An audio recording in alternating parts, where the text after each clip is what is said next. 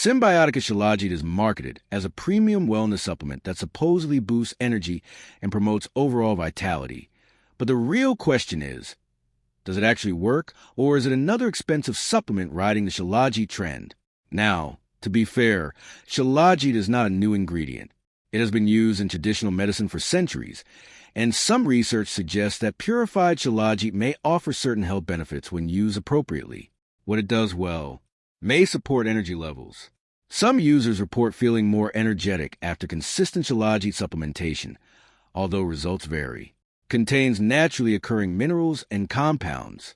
Shilajit contains fulvic acid and trace minerals that are often highlighted as its key active components. Where the hype falls apart, the scientific evidence is still limited. This is the biggest issue. While some studies are promising, there is not enough high-quality research to support many of the dramatic claims made online. It is unlikely to dramatically boost testosterone. Many advertisements imply major hormonal improvements, but real-world effects are typically far more modest. It will not transform your energy overnight.